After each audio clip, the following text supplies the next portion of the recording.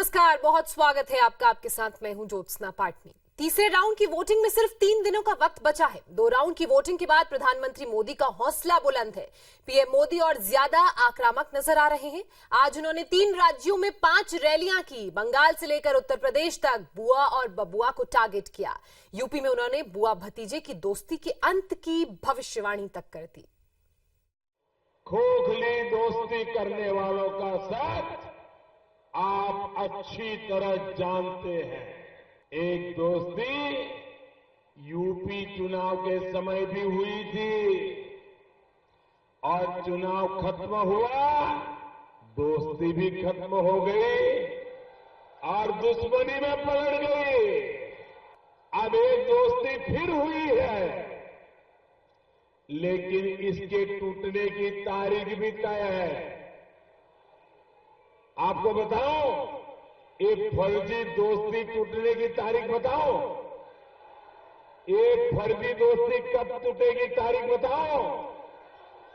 आपको मालूम है कब टूटेगी?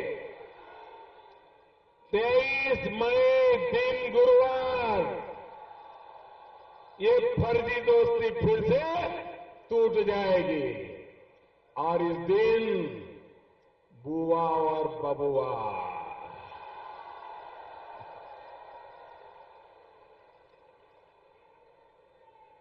ये बुआ और बबुआ जी अपनी दुश्मनी का पार्ट 2 शुरू कर देंगे। फिर एक दूसरे को गेस्ट हाउस कांड याद दिलाने लगेंगे। 25 घंटे ही हुए थे मायावती को गेस्ट हाउस कांड भूले हुए कि प्रधानमंत्री मोदी ने उन्हें नए सिरे से याद करा दिया।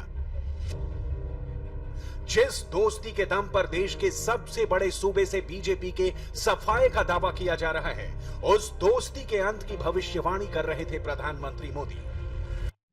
समाजवादी पार्टी और बहुजन समाज पार्टी दोनों के चाल, चरित्र, काल, दशा और दिशा के संपूर्ण अध्ययन के बाद एटा में खड़े होकर प्रधानमंत्री मोदी ने साइकिल पर हाथी की सवारी की आखिरी तारीख तय की। हजारों लोगों के बीच प्रधानमंत्री मोदी ने मायावती की राजनीति के नए संस्करण की अपने शब्दों में व्याख्या की। सपा बसपा के सिर्फ झंडे अलग रहे हैं, नियत एक जैसी ही है। सरकारें बदलती थी, गुंडे और कब्जा गिरोह भी बदलते थे। बुआ के समय हुआ भ्रष्टाचार और बबुआ के शासन में दलितों पर अत्याचार तो सबने देखा है। अब दलितों पर अत्याचार कौन करता था, मैं ये पूछ लूंगा तो बहन मायावती जी के लिए बहुत मुश्किल हो जाएगी। उन्हें अपने कठिन फैसले की फिर याद आ जाएगी। आखिर आज वोट भी तो उन्हीं अत्याचार करने वालों के लिए मांग रही है। मुझे बताया गया है अपने ऐसे ही होनहार को समाजवादी पार्टी ने फिर से आपके बीच ला करके खड़ा किया है और बुआ भी दलितों का गरबा छीनने वालों का समर्थन कर रही है। वाकई मायावती जी बहुत ही कठिन फैसला रहा आपका। फिर आपको याद दिलाऊंगा, दोस्ती टूटने की तारीख मत भूलिएगा। कौन सी तारीख? कौन सी तारीख? याद करिए, कौन सी तारीख? 23 मई गुरुवार मोदी सरकार बनी, उधर दोस्ती टूटी।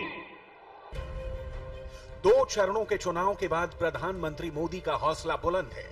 मोदी ने लोगों को समझाया कि आखिर क्यों 23 मई को बुआ और बबुआ की दोस्ती टूटनी तय है। जिनको वोट बैंक मानकर चल रहे थे, सोचते थे कि उनकी सुविधा के हिसाब से यहां वहां ट्रांसफर हो जाएंगे। वो पहले 2 चरणों के मतदान में साफ हो चुका है। ये उनके सारे खेल खत्म हो चुके हैं। ये लोग वोटरों की समझदारी को कम आंक रहे थे। उनको लगता था कि देश के वोटरों के वही ठेकेदार हैं, लेकिन लोगों ने उनकी इस तैयारी को ही खूंटी पर टांग दिया है। एक जमाना था इंदिरा जी समेत सबको घर भेज दिया था। ये दोबारा वही माहौल बना है। ये महामिलावटी सबको उत्तर प्रदेश घर भेज देगा। प्रधानमंत्री मोदी ने स्वयंभू समाजवादियों के चरित्र की बात करते हुए 2.5 बरस पहले के मुख्यमंत्री निवास का शाब्दिक चित्रण किया। अखिलेश यादव के समाजवाद के बारे में बताते बताते लोगों को टोटी वाली कहानी सुनाई। यहां यूपी में योगी जी के आने के पहले जो सरकार थी, जो खुद को समाजवादी बताते हैं, लोहिया जी का नाम बीच में 10 बार लेते हैं, लोहिया जी के नाम पर राजनीति करते हैं, उन्होंने गरीबों के घर बनाने की चिंता नहीं की। और ध्यान देते भी कैसे? वो तो सारा ध्यान अपने बंगले पर दिए हुए थे। हम दिल्ली से चिट्ठियां लिखते रहे कि जिन गरीबों के लिए घर बनवाने हैं उसकी लिस्ट भेज दिए, लेकिन वो अपने बंगले को विदेशी टाइलों, विदेशी फर्नीचर के उसके सजाने में जुटे थे। और हां, टोटियां भी तो सुना है बहुत शानदार लगवाई थी। जनता की गाढ़ी कमाई से, मध्यम वर्ग की गाढ़ी कमाई से, यूपी के ईमानदार टैक्स पेयर की कमाई से चुन चुन अपनी पसंदीदा टोटियां खरीदी गई थी। एटा से निकलकर प्रधानमंत्री मोदी बरेली पहुंचे। बरेली में प्रधानमंत्री मोदी का शब्द बाण यूं ही जारी रहा विरोधियों पर। आपका ये अपार समर्थन कुछ लोगों को पराजय पहले से ही स्वीकार करने के लिए मजबूर कर रहा है। अब सो नहीं पाते होंगे। इन लोगों को अब अपनी गलती का पछतावा होने लगा है। वे अब सोच रहे हैं कि इससे तो अच्छा तो था कि अकेले ही लड़ लेते, कम से कम कुछ कहने के लिए तो बात बच जाती। कहां 50-50 का खेल खेलने चले थे और कहां कब असली मैच शुरू होने से पहले ही जनता ने पैवेलियन वापस भेज दिया है। आपने देखा होगा टीवी में इनकी शक्ल सूरत, ऐसा चेहरा लटक गया है, ऐसे बौखलाए हैं। पहले जो गालियां मुझे नहीं देते थे, नहीं दे रहे हैं। इलेक्शन कमीशन पे गुस्सा कर रहे हैं, सरकार पे गुस्सा कर रहे हैं। कुछ लोगों ने तो अभी से ईवीएम मशीन को गाली देना भी शुरू कर दिया है। प्रधानमंत्री मोदी पूरे आक्रामक अंदाज में थे। अब ये मेरे पिछड़ेपन का सर्टिफिकेट भी बांटने लगे हैं। वो मेरे पिछड़े होने का मजाक उड़ा रहे हैं। साथियों, हर चुनाव में इन लोगों का जब पराजय सामने दिखने लगता है तो ये खेल शुरू हो जाता है। 2 चरण में इनके हाल इतने खराब हो गए कि चाव चाव चाव करना शुरू कर दिया। मेरी जाति, इस पर आ जाते हैं। कोई नीच बोलता है, कोई कुछ गाली देता है, कोई कुछ गाली देता है। देशभक्ति से लेकर विरोधियों की फर्जी दोस्ती का जिक्र कर रहे हैं। यूपी के महागठबंधन पर चोट कर रहे हैं ताकि महागठबंधन की धार को कुंद किया जा सके, ताकि वोटर गोलबंद किया जा सके, ताकि 2014 वाली जीत को फिर से दोहराया जा सके।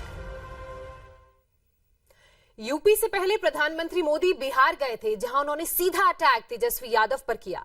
पीएम मोदी ने लोगों को देशभक्ति और वोट भक्ति का मतलब समझाया और फिर बताया कि किसने उनके खिलाफ अफवाह का टेप रिकॉर्डर ऑन कर दिया है। झूठ की राजनीति करने वाले ये लोग बिहार में एक और अफवाह फैलाने में लगे हैं। ऐसे लोग कह रहे हैं कि सामान्य वर्ग के, गरीब के लिए जो 10% आरक्षण का प्रावधान किया गया है, उसके बाद आरक्षण की व्यवस्था ही खत्म कर दी जाएगी। मैं आप लोगों से आग्रह करूंगा, ऐसे झूठे लोगों से बचिए। ये झूठी रिकॉर्ड 20 साल से चला रहे हैं, 20 साल से, और पीढ़ी दर पीढ़ी चला रहे हैं। बाप भी चला रहा था, बेटा भी चला रहा था।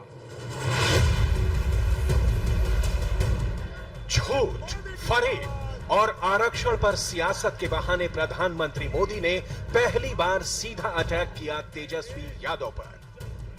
पीएम मोदी जिस जगह से अफवाह फैलाने वालों पर बरस रहे थे, उसे अररिया कहते हैं, जहां नीतीश के सहयोग के बावजूद उपचुनाव में बीजेपी तेजस्वी के हाथों हार गई थी। उस अररिया से प्रधानमंत्री मोदी ने देशभक्ति और वोट भक्ति का सारांश समझाया देश को।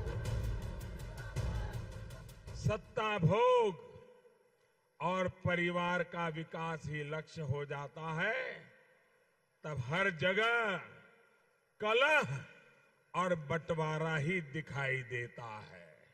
और बिहार में तो साफ नजर आ रहा है। साथियों, आज देश के एक तरफ वोट भक्ति की राजनीति है, तो दूसरी तरफ देशभक्ति की। आप याद कीजिए, 26/11 को मुंबई में जब आतंकियों ने हमला किया था, तो कांग्रेस और उसके साथियों की सरकार ने क्या किया था? तब देश के वीर जवानों ने पाकिस्तान में घुसकर बदला लेने की इजाजत मांगी थी, लेकिन कांग्रेस सरकार ने सेना को कुछ भी करने से मना कर दिया, क्योंकि उसे वोट भक्ति की राजनीति करनी थी। साथियों, सबको पता था कि आतंकी पाकिस्तानी थे, लेकिन कांग्रेस, उसके साथियों ने पाकिस्तान को सजा देने के बजाय हिंदुओं के साथ आतंकी शब्द चिपकाने के लिए साजिशों पर ध्यान लगाया। योजना बनाकर जांच की पूरी दिशा ही भटका दी गई। ये भी इसलिए किया गया क्योंकि कांग्रेस और उसके महामिलावटी साथियों को वोट भक्ति की राजनीति करनी थी। देशभक्ति की राजनीति क्या होती है, ये आपने पहले उरी के हमले के बाद देखा और बाद में पुलवामा हमले के बाद भी देखा। प्रधानमंत्री उस अररिया में थे जहां से सीमांचल शुरू होता है, जहां 40% से ज्यादा मुसलमान बसते हैं, जहां वोट बहुत हद तक तय है। वहां पर प्रधानमंत्री मोदी राष्ट्रवाद के बहाने समर्थन को गोल बंद कर रहे थे। आजकल भारत माता की जयकारा पर भी उनके पेट में चूहे दौड़ने लग जाते हैं, उनको दर्द होने लगता है। जिन्हें भारत माता से दिक्कत होगी, जो भारत तेरे टुकड़े होंगे, ये नारे लगाने वालों के साथ जाके खड़े हो जाते हैं, वो भारत के विकास के लिए साधना भी कैसे कर पाएंगे, खुद को मां भारती के लिए खपा भी कैसे पाएंगे। मैं जरा ऐसे लोगों को आज एक करारा जवाब देना चाहता हूं। आप मेरा साथ देंगे? आपकी आवाज उनके कानों तक मैं पहुंचाना चाहता हूं। भारत तेरे टुकड़े होंगे, ये बोलने वालों के सीने पर आपका एक एक शब्द पहुंचना चाहिए, उनके कान फट जाने चाहिए। भारत के प्रति उनका जो भाव है, उसको गहरी चोट लगनी चाहिए। आप बोलेंगे? बोलेंगे? जोर से बोलेंगे? हाथ ऊपर करके दोनों मुट्ठी बंद कीजिए। भारत माता की, भारत माता की।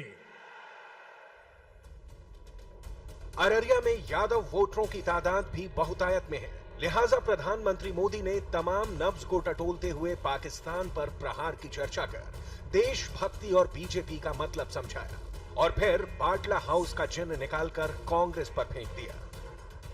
मैं इन लोगों को आज भी चुनौती देता हूं, हिम्मत है, ये चुनाव में जनता के बीच जाओ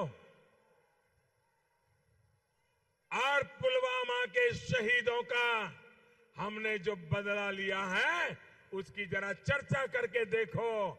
सेना के पराक्रम पर सवाल पूछ के देखो। मैं चुनौती देता हूं, नहीं बोल पाएंगे। साथियों, इसी तरह की वोट भक्ति की राजनीति की गई थी जब दिल्ली के बाटला हाउस में हमारे वीरों ने आतंक के एक मॉड्यूल को खत्म किया था। लेकिन आतंकियों पर कार्रवाई से खुश होने के बजाय कांग्रेस के बड़े बड़े नेताओं की आंख में आंसू आ गए थे। क्या ये उस शहीद का अपमान नहीं था जिसने बाटला हाउस में आतंकियों को घर में घुस करके मारा था? जहां प्रचंड लहर के बावजूद 2014 में हार गई थी बीजेपी, वहां इस बार प्रधानमंत्री मोदी को सुनामी का एहसास हो रहा है। 2 चरण के मतदान के बाद उनका चेहरा ऐसा ढीला पड़ गया, ऐसा ढीला पड़ गया। और भांति भांति के सवाल खड़े करने वाले लोग, सबूत मांगने वाले सबूत नहीं मांग रहे, एयर स्ट्राइक का जवाब मांगने वाले वो भी चुप हो गए, बम गिरा था कि नहीं गिरा ये भी पूछना बंद कर दिया, बम ने आतंकवादियों को मारा कि नहीं मारा ये भी पूछना बंद कर दिया, कितने आतंकवादी मरे थे, इतने मरे कि उतने मरे ये भी पूछना बंद कर दिया। ये उनकी बोलती बंद किसने की? ये चिल्ला चिल्ला करके महीने से चीख रहे थे, इनकी बोली भी किसने बंद कर दी? ये हिंदुस्तान के मतदाताओं ने बंद कर दी। पहले और दूसरे चरण के मतदाताओं ने उनके मुंह पे ताला लगा दिया है। 2 चरणों का जो रुझान आया है, उसके बाद आप भारत के वीर जवानों से सबूत मांगना क्यों भूल गए हो? उनको लगता था ऐसी हो हल्ला करके वोट बैंक को जमा कर लेंगे, लेकिन सच को कभी कोई आंच नहीं आती है भाइयों। और इसलिए देश की जनता हमारे साथ खड़ी हो गई और 2 चरणों में उनकी जमीन खिसक चुकी है भाइयों। प्रधानमंत्री मोदी अररिया में खड़े होकर बिहार के एक बड़े हिस्से को साध रहे थे, लिहाजा वो विरोधियों को बेनकाब कर नए हिंदुस्तान के सपनों को समझाते हुए बिहार से निकले। प्रधानमंत्री नरेंद्र मोदी की रैली की शुरुआत आज बंगाल से हुई। सुबह सुबह पीएम मोदी ममता बनर्जी के गढ़ में पहुंच गए थे। लाखों लोगों के सामने आज प्रधानमंत्री ने बताया कि किस नेता को समझने में उनसे चूक हो गई। वो कौन नेता है जिसको देखकर उनका सिर शर्म से झुक जाता है। आप लोगों ने ममता दीदी पर बहुत विश्वास किया, लेकिन उन्होंने आपके मां, माटी, मानुष के नाम पर सिर्फ धोखा दिया। ये गलती सिर्फ आपने नहीं की है, मैंने भी की है। क्योंकि जब मैं उनको देखता था टीवी पे, कभी कभार मिलता था, तो मुझे लगता था कि सचमुच में सादगी की मूर्ति है, मेहनत करती है, बंगाल का भला चाहती है, लेफ्टिस्टों से बंगाल को मुक्ति दिलाना चाहती थी। मैं भी ऐसा मानता था, लेकिन प्रधानमंत्री बनने के बाद यहां के उनके कारनामे देखे, मेरा माथा शर्म से झुक गया भाइयों, शर्म से झुक। अगर मेरे जैसे व्यक्ति ने गलती की है, तो बंगाल के लोगों की गलती होना बहुत स्वाभाविक है। लेकिन अब मैं भी उनको पहचान गया हूं और बंगाल का तो बच्चा बच्चा पहचान गया है।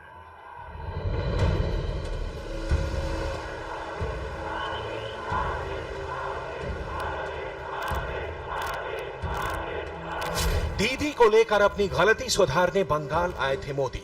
बंगाल की पब्लिक को मोदी ये समझाना चाह रहे थे कि ममता की सादगी सिर्फ दिखावटी है, इसलिए दिखावे में ना आए। दीदी की दीवार को ईंट ईंट ध्वस्त करने पहुंचे प्रधानमंत्री मोदी ममता बनर्जी के दरवाजे पर दहाड़ रहे थे। बुनियादपुर में खड़े होकर मोदी का एक एक शब्द तृणमूल कांग्रेस के गढ़ की बुनियाद पर हथौड़ा बनकर बरस रहा था। सत्ता के लिए बांग्लादेशियों को सड़क पर उतारने वाली ममता बनर्जी की मंशा पर सीधे चोट की प्रधानमंत्री मोदी ने। जहां तुष्टीकरण के लिए दूसरे देशों के लोगों को बुलाकर चुनाव प्रचार करवाया जाता है, क्या कभी हिंदुस्तान में ऐसा हुआ है कि दुनिया के किसी देश के लोग आकर के भारत में चुनाव प्रचार करें? अपनी तिजोरी भरने के लिए, अपने वोट बैंक के लिए, तुष्टीकरण के लिए दीदी किसी भी हद तक जाने के लिए तैयार है। साथियों, ऐसा मॉडल देश के लिए तो दूर, पश्चिम बंगाल के लिए भी मंजूर नहीं है। तुष्टीकरण की बात करते हुए प्रधानमंत्री मोदी ने जिक्र उस दुर्गा पूजा का किया जो बंगालियों की आस्था का पर्याय है। दुर्गा पूजा को लेकर ममता बनर्जी की मिलावटी मंशा की उदाहरण समेत व्याख्या की। कहती है कि पश्चिम बंगाल का ये मॉडल वो पूरे देश में लागू करना चाहती है। अरे जहां टोलाबाजी टैक्स के बगैर जीवन नहीं चलता, जहां गरीबों को गरीब रखने का षड्यंत्र होता है, जहां गरीब की कमाई को टीएमसी के नेता लूट लेते हैं, जहां पर पूजा तक करना मुश्किल होता है, यात्राएं निकालना मुश्किल होता है। आपको कुछ साल पहले खगरागढ़ में दुर्गा अष्टमी के दिन जो धमाका हुआ था, उस धमाके की जांच को रोकने की किसने कोशिश की? क्या ऐसे लोग आतंक का मुकाबला कर पाएंगे? साथियों, आतंक से लड़ाई भी दीदी जैसे कुछ लोग अपना वोट बैंक देखकर तय करते हैं। 42 सीट वाले पश्चिम बंगाल में अब तक 5 सीटों पर चुनाव हो चुके हैं। पहले चरण में 2 सीटों पर 80% से ज्यादा वोट पड़े, जबकि दूसरे चरण में 3 सीटों पर 76.42% वोट डाले गए। पीएम मोदी को पक्का यकीन है कि जबरदस्त वोटिंग से उनकी हिंदी पट्टी की खाई की भरपाई बंगाल में तय है। 23 मई के बाद समझ आ जाएगा कि जनता के साथ गुंडागर्दी करने का, उनके पैसे लूटने का, उनका विकास रोकने का नतीजा क्या होता है। मैं मीडिया में देख रहा था कि कैसे सामान्य लोगों ने, हमारी बहनों ने टीएमसी के गुंडों को सबक सिखाया। उनकी लाख लाख कोशिशों के बावजूद, धमकियों के बावजूद भारी संख्या में किसान, मजदूर, व्यापारी, कर्मचारी, हमारी माताएं बहनें और हमारे नौजवान साथी वोट देने के लिए निकल पड़े। भाइयों, बंगाल में पहले और दूसरे चरण में मतदान की जो रिपोर्ट आई है, उसने स्पीड ब्रेकर दीदी की नींद पर भी ब्रेक लगा दिया है।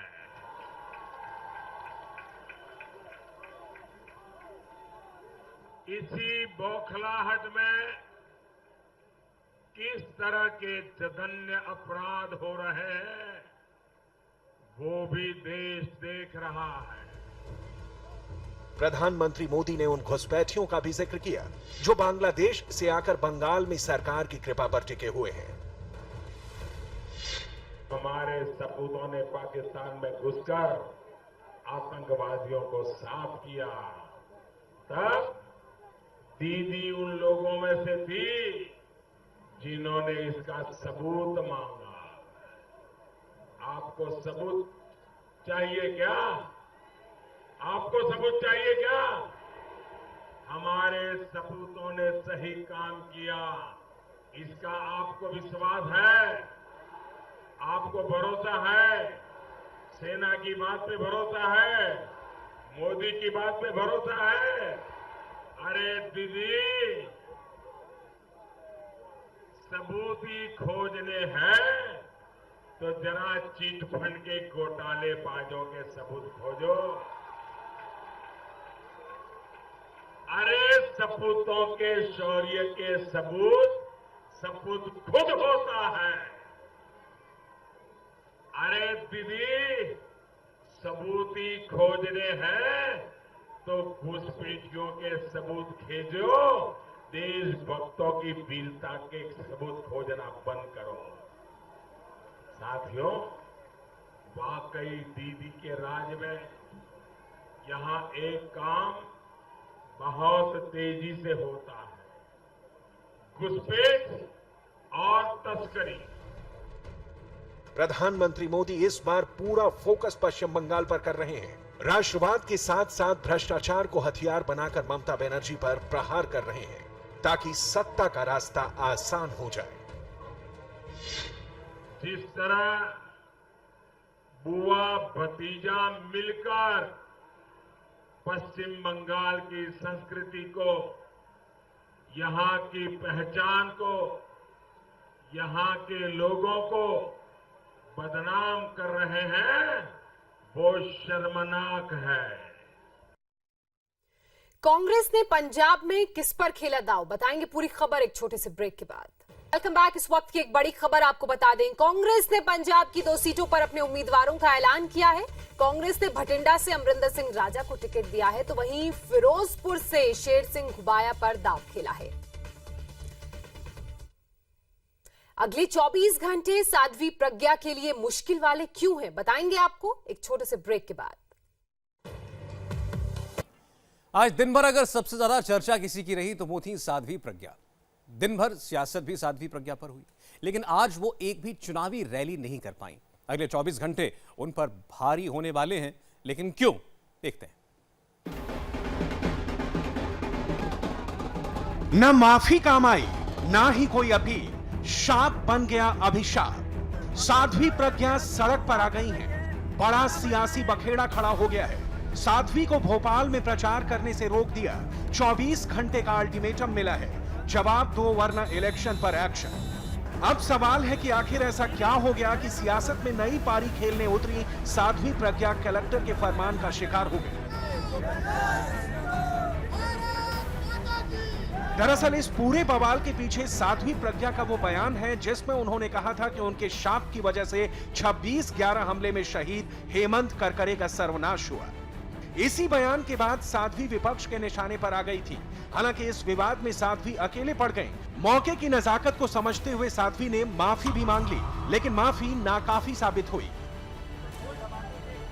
भोपाल के कलेक्टर सुदाम खाड़े, जो जिला निर्वाचन अधिकारी भी हैं, उन्होंने 24 घंटे के भीतर साध्वी को जवाब देने को कहा है और शहर में चुनाव प्रचार करने पर रोक लगा दी है। पीएम पर कमलनाथ के इशारे पर काम करने का आरोप लग रहा है, तो साध्वी प्रज्ञा भी सड़क पर उतर आई और ऐलान कर दिया कि राष्ट्र के लिए हर कार्रवाई सहने को तैयार है। बिल्कुल, मुझे लग रहा है हमारा देश सुरक्षित होने वाला है, समृद्ध होने वाला है। उत्साह आप में है बरकरार अभी? मेरा तो उत्साह सदैव से है, राष्ट्र के लिए समर्पण है। आज आपके प्रतिद्वंदी ने नॉमिनेशन भी भरने जा रहे हैं, कैसे देखते हैं उसे आप? सबको अपनी अपनी कार्रवाइयां करने दीजिए। साध्वी प्रज्ञा प्रशासन के आदेश के बाद प्रचार तो नहीं कर रही हैं, लेकिन भोपाल की गलियों में घूमकर जनसंपर्क में जुट गई। कहा जा सकता है भोपाल के इस चुनाव में वापस भाजपा का जय श्री राम का नारा एक बार फिर मुखर होता हुआ दिखाई दे रहा है। इसके साथ चूंकि साध्वी चुनावी मैदान में भारत माता के जयकारे भी अब साफ तौर पर दिखाई दे रहे हैं। हम चलते हैं साथ और देखते हैं दिन भर किस तरीके से साध्वी प्रज्ञा अपनी चुनाव का संचालन करती है, कैसे कार्यकर्ताओं से मिलती हैं और किस तरीके के मिजाज और तेवर के साथ साध्वी प्रज्ञा हमें दिन भर दिखाई देती है। साध्वी प्रज्ञा जिधर भी जा रही हैं, उधर उनके साथ जन सैलाब उमड़ रहा है। जन संपर्क अभियान के दौरान साध्वी लोगों के घरों में जाकर मिल रही हैं। साध्वी इस वक्त प्रचार के लिए रोहित नगर में मौजूद है। फायर ब्रांड प्रचार होता हुआ दिखाई दे रहा है। क्लोज मीटिंग्स चल रही है बाकायदा, ये आप देख सकते हैं। साध्वी प्रज्ञा यहाँ पर तमाम जितने भी लोग हैं वो यहाँ मिलते हुए नजर आ रहे हैं। साथ में जो विधायक हैं वो भी, कृष्णा गौर भी मौजूद है। मौजूदा सांसद आलोक सजर समेत हितेश वाजपेयी, तमाम बड़े नेता जो है यहाँ पर आप देख रहे हैं। क्लोज मीटिंग चल रही है और लगातार इस तरीके का जनसंपर्क कर रही हैं और परिपक्व राजनीतिज्ञ की तरह अभी तक कम से कम साध्वी प्रज्ञा दिखाई दे रही हैं। कलेक्टर के आदेश के बाद साध्वी के प्रचार की कमान मौजूदा सांसद आलोक संजर ने संभाल ली है, जिनका सीधा आरोप है कि साध्वी प्रज्ञा वाले दांव से कमलनाथ और दिग्विजय सिंह बौखला गए हैं और उनके ही दबाव में साध्वी पर एक्शन लिया जा रहा है। कहीं ना कहीं मुझे लगा कि कांग्रेस की सरकार है और कांग्रेस के प्रत्याशी, कांग्रेस के बड़े नेता चुनाव लड़ रहे हैं, पूर्व मुख्यमंत्री। कहीं ना कहीं मुझे लगता है कि दबाव में है प्रशासन। आपने आरोप लगाया कि वो दिग्विजय सिंह और कमलनाथ सरकार के दबाव में ये सब। मैं कह रहा हूँ ना, प्रशासन दबाव में है जी। एक जरा सी परमिशन देने के लिए सुबह से दोपहर हो गई पूरी। हमारा कार्यक्रम, हम यदि बिना परमिशन के चलते तो एक नई कहानी बनती। मुलाकात के दौरान साध्वी प्रज्ञा को चलने में तकलीफ हो रही है।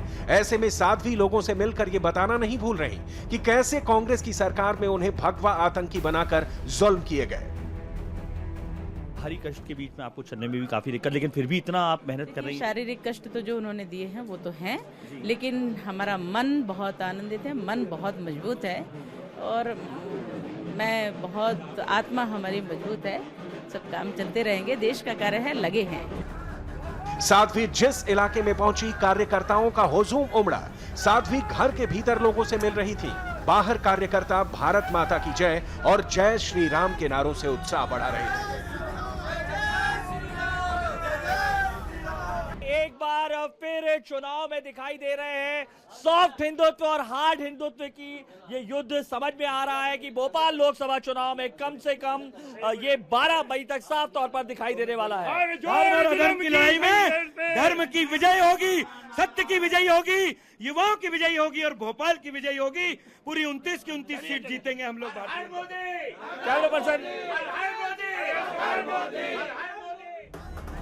कई जगहों पर सैकड़ों की तादाद में कार्यकर्ताओं ने ढोल नगाड़ों की थाप पर नाचकर साध्वी का स्वागत किया। जनसंपर्क के दौरान कई जगहों पर साध्वी को समर्थकों ने कमल का फूल देकर स्वागत किया। कमल का फूल देखते ही साध्वी का जोश दोगुना हो गया और कह दिया कि कमल तो अब खिल कर रहेगा। अरे मैं बड़ी प्रसन्न हूँ, खिला हुआ कमल का फूल है, खिला हुआ कमल का फूल है और इतनी सुंदरता से खिलेगा, बड़ी आनंदित हूँ मैं। जीत के प्रति आश्वस्त है इस कमल के फूल के बाद? पूर्ण आश्वस्त विश्वस्त हूँ। साध्वी जनसंपर्क में घर घर जा रही हैं। लगातार जनसंपर्क अभियान के दौरान आराम करने के लिए समर्थकों के घरों में रुक जाती हैं और उनके घर पर ही खा भी लेती हैं।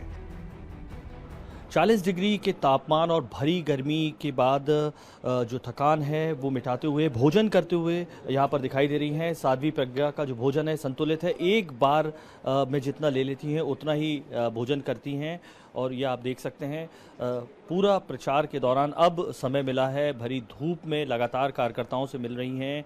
उसके बाद एक कार्यकर्ता के निवास पर सादा तरीके से भोजन करते हुए आपको दिखाई दे रही हैं और एक बार में जितना भोजन होता है वो ले रही हैं। साफ तौर पर जो गर्मी है उसका असर भी दिख रहा है, ऐसे में थोड़ी देर के लिए वो रुकी हैं यहाँ पर। उसके बाद प्रचार की जो श्रृंखला है उनकी वो फिर से शुरू हो जाएगी। साध्वी प्रज्ञा भोपाल में घर घर में घूमकर जनसंपर्क अभियान पर निकली हैं। तो उधर उनके धुर विरोधी कांग्रेस प्रत्याशी दिग्विजय सिंह ने आज नामांकन भरकर मैदान जंग में दो हाथ करने का ऐलान कर दिया। दिग्विजय सिंह अपना नामांकन दाखिल करने जा रहे हैं। सबसे पहले उन्होंने स्वामी स्वरूपानंद सरस्वती से मुलाकात की, उसके बाद सुरेश पचौरी के घर आए, जहां उनके घर वो 15 से 20 मिनट तक रुके और इस वक्त वो जा रहे हैं नामांकन दाखिल करने। उनके साथ उनकी पत्नी, इसके अलावा उनके भाई लक्ष्मण सिंह भी हैं। कांग्रेस के तमाम कार्यकर्ता इस जुलूस में उनके साथ मौजूद है। हालांकि दिग्विजय सिंह की कोशिश थी कि इस नॉमिनेशन फाइल करने की यात्रा को बेहद लो प्रोफाइल रखा जाए, लेकिन कांग्रेस के कार्यकर्ता बड़ी संख्या में जमा हुए हैं और इस वक्त वो बढ़ रहे हैं नामांकन दाखिल करने के लिए कार्यालय की तरफ। नामांकन के लिए जाने से पहले दिग्विजय सिंह अपने गुरु जगत गुरु स्वामी स्वरूपानंद सरस्वती का आशीर्वाद लेने भी पहुंचे। वहां से निकलकर कांग्रेस नेता सुरेश पचौरी से मुलाकात की और साध्वी प्रज्ञा के खिलाफ चुनावी रणनीति पर चर्चा की। फिर वहां से पैदल ही अपने भाई लक्ष्मण सिंह, बेटे जयवर्धन सिंह और पत्नी अमृता के साथ कलेक्टर ऑफिस की तरफ निकल पड़े। दिग्विजय सिंह पैदल ही कलेक्टर ऑफिस की तरफ चल रहे थे। साथ साथ भारी तादाद में समर्थकों और कांग्रेस के कार्यकर्ताओं का हुजूम चल रहा था। कलेक्टर ऑफिस पर पहुंचकर दिग्विजय सिंह पत्नी के साथ नामांकन भरने चले गए। इस दौरान बेटे जयवर्धन सिंह और उनके भाई लक्ष्मण सिंह मीडिया के सामने मुखातिब हुए और जब बीजेपी से साध्वी प्रज्ञा की चुनौती पर बात की तो उन्होंने क्या कहा, जरा सुनिए। जनता जानती है, जो इंसान 6 महीने तक नर्मदा परिक्रमा जिसने की हो वो एंटी हिंदू कैसे हो सकता है, सोचने वाली बात है। और वैसे भी हम धर्म के आधार पर चुनाव नहीं लड़ते हैं, लड़ा भी नहीं जाना चाहिए, क्योंकि संविधान में चुनाव की व्यवस्था है, संविधान का सम्मान करना चाहिए और हम केवल विकास के मुद्दे पर चुनाव लड़ रहे हैं और जीतेंगे। इस बयान का हम निंदा करते हैं। बहुत अफसोस की बात है कि एक IPS ऑफिसर जिन्होंने इस देश के लिए उनकी जान दी, जो शहीद हुए, उन पर उन्होंने ऐसी टिप्पणी की है। इस बात का अफसोस और निंदा करते हैं इस बात की। और इस चुनाव में बीजेपी ने कट्टर हिंदू चेहरा उतारा है। क्या सॉफ्ट हिंदुत्व के जिस लाइन पे पूरे देश में कांग्रेस चल रही है वही यहाँ पर दिग्विजय सिंह जी की भी होगी? देखिए, हमारे परिवार, जहां हमारा घर है रावगढ़ में, वहाँ पे 300 साल से हम वहाँ बसे हुए हैं। हमारे घर में 9 मंदिर हैं। प्रतिदिन 300 साल से लगातार सुबह दोपहर शाम को पूजा आरती होती है, तो हमको कोई बात साबित करने की जरूरत नहीं है। दिग्विजय सिंह के भाई लक्ष्मण सिंह और बेटे जयवर्धन सिंह साध्वी प्रज्ञा ठाकुर को चुनौती भले नहीं मान रहे हो, लेकिन जिस तरह से साध्वी प्रज्ञा खुद को कांग्रेस की साजिश का पीड़ित बताकर पेश कर रही हैं, वो दिग्विजय के लिए किसी बड़ी चुनौती से कम नहीं। जैसे मध्य प्रदेश में भोपाल के चुनाव की चर्चा सबसे ज्यादा है, वैसे ही उत्तर प्रदेश में इस वक्त सबसे ज्यादा चर्चा है रामपुर की। 72 घंटे के प्रतिबंध के बाद जब से आजम खान रामपुर में चुनाव प्रचार के लिए लौटे हैं, अलग रंग में देखने को मिल रहे हैं। रात में रोने लगते हैं, दिन में दहाड़ने लगते हैं। मेरे साथ ऐसा सुलूक हो रहा है जैसे मैं दुनिया का सबसे बड़ा अपराधी हूं, मैं सबसे बड़ा आतंकवादी हूं, टेररिस्ट हूं, मैं देशद्रोही हूं, गद्दार हूं। शायद सुल्ताना डाकू के साथ, मान सिंह के साथ वो सुलूक नहीं हो रहा होगा जो सुलूक इस वक्त मेरे साथ है। मुझे अगर बस चले सरकार का और इंतजामिया का, तो सामने खड़े करके गोलियों से छलनी कर दे। इस वक्त मुझसे नफरत की ये इंतहा है। गुनाह मेरा सिर्फ यह है कि जो बात आप महसूस करते हो मैं उसे कह देता हूं। ये कैसी जमहूरियत है, ये कैसा इंसाफ है। एक दौलत वाला बाहर से आकर हम गरीबों को कितना जलील करेगा। क्या इंतहा होगी जुल्म की। मुझे काहे के लिए तैयार किया इस चुनाव को लड़ने के लिए।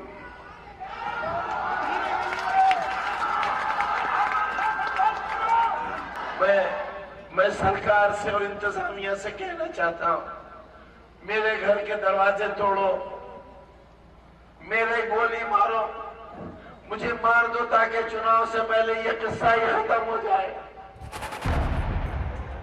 शुक्रवार की शाम 8 बजे आजम खान की आंखों से आंसू निकल रहे थे। उस इलाके में खड़े होकर रो रहे थे जहां के वो बादशाह माने जाते हैं। अब देखिए, घड़ियाली आंसू बहाने वाले आजम खान सुबह कहां और किस हाल में मंच पर दिखे। ये तस्वीर आज दोपहर की है, जहां आजम खान के प्रचार के लिए रामपुर में अखिलेश और मायावती पहुंचे। आजम भी मंच पर आए। कल रात रोने वाले खान साहब दिन निकलते ही शायर बन गए। तुझको मालूम है दुनिया तुझे क्या कहती है, हाथ रख लेती है कानों पे तेरे नाम के साथ। हमने बच्चों के स्कूल बनाए हैं, यूनिवर्सिटी बनाई है, हमने नाच घर नहीं बनाए हैं, शराब खाने नहीं बनाए हैं, हमने शिक्षा के मंदिर बनाए हैं। हमें सजा दोगे?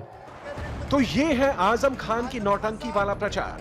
जिस मायावती को आजम खान यूपी में अपनी सरकार के रहते पानी पी पी कर कोसते रहे, जिस मायावती और आजम खान ने एक दूसरे के बारे में क्या क्या नहीं कहा, आज वही मायावती जब रामपुर में खान साहब के प्रचार करने आए तो आजम के लिए वो मायावती साहिबा हो गई और मायावती के लिए आजम खान कौम के मसीहा हो गए। चाहे बीजेपी व आरएसएस के लोग इनके विरुद्ध कितनी भी शरारतपूर्ण व घिनौने किस्म किस्म के हथकंडे क्यों ना इस्तेमाल कर ले, लेकिन फिर भी जीत यहां से केवल हमारे गठबंधन के इन्हीं ही उम्मीदवार की होगी। यहाँ जातिवादी, संकीर्ण, सांप्रदायिक व पूंजीवादी पार्टी अर्थात बीजेपी एवं आरएसएस को हमेशा मुंह तोड़ जवाब देने वाले, खासकर मोहम्मद आजम खान इस बार अपनी रामपुर लोकसभा की सीट से यहां अपनी ऐतिहासिक जीत जरूर दर्ज कराने वाले हैं। तो कैमरे के सामने आजम खान की इस एक्टिंग की पोल खोलने के लिए अमर सिंह भी रामपुर में ही थे, जिनसे ज्यादा खान साहब को शायद कोई और नेता नहीं समझ सकता। अमर सिंह ने आजम खान को त्रेता युग के रावण से लेकर द्वापर के दुशासन और कलयुग का खिलजी तक बता दिया। ये निर्वाचन तय करेगा कि त्रेता के रावण, द्वापर के दुर्योधन दुशासन, अलाउद्दीन खिलजी, तैमूर लंग, नादिर साहब दानी, मोहम्मद गौरी और गजनवी की नस्ल जो हमारी माँ बहनों के अंदर वस्त्रों को, उसके रंग को देखता है, झांकता है, ताकता है, बुरी नजर से देखता है।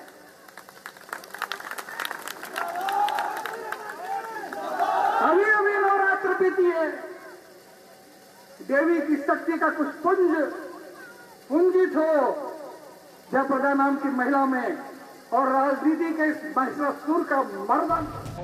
खैर, अमर सिंह के इन जुमलों से बेपरवाह आजम खान 3 दिन का वनवास काटकर फिर से चुनावी प्रचार में जुट गए और मंच से उनकी आवाज जयाप्रदा के कानों में चुभ रही है। इंडिया टीवी ने जयाप्रदा से बात की तो उनकी आंखें नम हो गई। निराश तो है, मैं तो वैसे ही मैं तो हिम्मत दिखा रही हूँ, लेकिन कोई औरत मेरे जगह पे होता तो वो चुनाव नहीं लड़ पाती, क्योंकि यह शर्मनाक बात जो है उन्होंने कहा था, इसका हद हो गए। मतलब लोकतंत्र का दर्जा उड़ा दिया, तो संविधान का दर्जा उड़ा दिया। इससे ज्यादा हम क्या बोल सकते हैं? हम उनके स्तर पर उसके भाषा में नहीं बोल सकती मैं। और अब एक बड़ी खबर, श्रीलंका में हुए सीरियल धमाकों में मरने वालों की तादाद बढ़कर अब 215 हो चुकी है। 500 से ज्यादा लोग घायल हैं, अलग अलग अस्पतालों में भर्ती हैं और मरने वालों में 3 भारतीय भी शामिल हैं। इस बात की जानकारी विदेश मंत्री सुषमा स्वराज ने दी। मृतकों के नाम जो सामने आए हैं आपको बता दें, एक महिला है लक्ष्मी और इनके अलावा 2 शख्स नारायण चंद्रशेखर और रमेश। आप कमल के निशान पर बटन दबाओगे, आतंकवाद के खिलाफ लड़ाई की मुझे ताकत मिलेगी।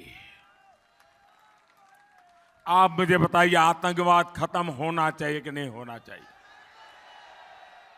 नेस्त नाबूद होना चाहिए कि नहीं होना चाहिए? चुन चुन करके साफ होना चाहिए कि नहीं होना चाहिए? कौन कर सकता है ये काम, बताइए? मोदी के सिवाय कोई नाम दिखता है? मोदी के सिवाय कोई नाम दिखता है? आपको बता दीजिए, कोई कर सकता है क्या? महाराणा प्रताप की धरती चित्तौड़गढ़ से आज पीएम मोदी ने एक महाप्रण लिया, प्रण आतंक के समूल नाश का। पीएम मोदी ने साफ लहजे में यह बता दिया कि अब की बार आतंक पर होगा आखिरी प्रहार। मोदी ने यह जता दिया कि वो किसी भी कीमत पर आतंक या उसे पनाह देने वालों को बख्शने के मूड में नहीं है। श्रीलंका के हमारे पड़ोस में आतंकवादी ने खूनी खेल खेला, निर्दोषों को मार दिया। भाइयों बहनों, आतंकवाद कितना भयंकर है, हर दिन दुनिया में कहीं न कहीं धरती को खून के रंग सा रंग दिया जाता है। आज श्रीलंका में जो कुछ भी हुआ है, श्रीलंका वासियों के प्रति भारत पूरी मजबूती के साथ खड़ा है। ऐसी संकट की घड़ी में भारत श्रीलंका की जो भी मदद कर सकता है, हर मदद के लिए तैयार है। इस संकट की घड़ी में, इस पवित्र अवसर पर भगवान में लीन लोगों ने अपने स्वजन खोए हैं, उनके प्रति भी, उनके परिवारजनों के प्रति मैं मेरी संवेदनाएं प्रकट करता हूं। भाइयों बहनों, आप सब जब वोट देने जाएंगे, कमल के निशान पर बटन दबाएंगे, तो मन में ये भी तय करिए कि आप बटन दबा रहे हैं आतंकवाद को खत्म करने के लिए। प्रधानमंत्री को ये प्रण इसलिए लेना पड़ा क्योंकि पड़ोसी देश श्रीलंका में हुए धमाकों को लेकर वो बेहद संजीदा हैं। मोदी की संजीदगी का पैमाना देखना हो तो कुछ तस्वीरें देखिए। ये जो तस्वीरें आपके सामने हैं, ये आतंक की पराकाष्ठा नहीं तो और क्या है। ये जो आंसुओं का सैलाब उमड़ा है, ये दर्द की इंतहा नहीं तो और क्या है। घड़ी की सुइयां सुबह के 8:45 बजने का इशारा कर रही थी, तभी अचानक श्रीलंका की राजधानी कोलंबो के सेंट एंटनी चर्च में धमाका होता है। चीख पुकार मच जाती है। चूंकि मौका ईस्टर का था, लोग चर्च में प्रार्थना के लिए इकट्ठे थे। लेकिन पल भर में ही वहां मातम पसर जाता है। लोग अभी संभल भी नहीं पाए थे।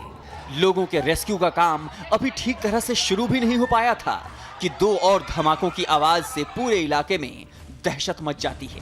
और ये दोनों धमाके चर्च में ही होते हैं। पहला धमाका कोलंबो के सेंट एंटनी चर्च में हुआ। दूसरा धमाका नेगोम्बो के सेंट सेबेस्टियन चर्च में हुआ और तीसरा धमाका हुआ बट्टी कलोआ चर्च में। इन 3 धमाकों की गूंज अभी दहशत बनकर लोगों के दिलो दिमाग में बैठी ही हुई थी कि फिर 3 और धमाके होते हैं। इस बार आतंकियों के टारगेट पर रहे 5 सितारा होटल। आतंकियों ने कोलंबो के hotel Shangrila, the cinnamon grand और द किंग्सबरी को निशाना बनाया। कोलंबो में सुबह से लेकर दोपहर तक कुल 8 धमाके हुए। खबरों के मुताबिक श्रीलंका की सुरक्षा एजेंसियों ने 10 दिन पहले ही देश भर में आत्मघाती हमलों को लेकर अलर्ट जारी किया था। अलर्ट में कहा गया था कि आत्मघाती हमलावर प्रमुख चर्चों को निशाना बना सकते हैं। साथ ही भारतीय उच्चायोग भी उनके निशाने पर हो सकता है, जहां वो आत्मघाती हमलों को अंजाम दे सकते हैं।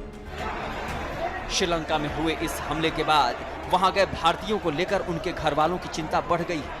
भारतीय दूतावास ने उनके घर वालों के लिए खास अपील एक ट्वीट के जरिए की है। साथ ही भारतीय नागरिकों के लिए हेल्पलाइन नंबर भी जारी किया है। दूतावास की ओर से ट्वीट किया गया है, कोलंबो और बट्टी कालोआ में धमाके की खबरें हैं। हम स्थिति पर नजर बनाए हुए हैं। मदद या किसी जानकारी के लिए भारतीय नागरिक इन नंबरों पर संपर्क कर सकते हैं। नंबर है 9477903082। दूसरा नंबर 941124222788 और तीसरा नंबर है 941124222789। वहीं कोलंबो धमाके पर भारतीय विदेश मंत्री सुषमा स्वराज ने भी गहरा दुख जताया है और ऐसे हालात में कोलंबो गए लोगों के घर वालों से संपर्क में रहने का भरोसा जताया है। उन्होंने ट्वीट कर कहा है, मैं कोलंबो में भारतीय हाई कमिश्नर के लगातार संपर्क में हूँ। हम स्थिति पर पूरी नजर बनाए हुए हैं। आपको बता दें कि लिट्टे युग के बाद श्रीलंका में ये सबसे बड़ा हमला है। श्रीलंका में आखिरी बार बड़ा हमला 2006 में हुआ था। आज से 13 साल पहले 16 अक्टूबर 2006 को दिगम पटाया नरसंहार में करीब 112 लोगों की हत्या की गई थी। लिट्टे से जुड़े उग्रवादियों ने श्रीलंकाई सेना को निशाना बनाकर ट्रक को सेना की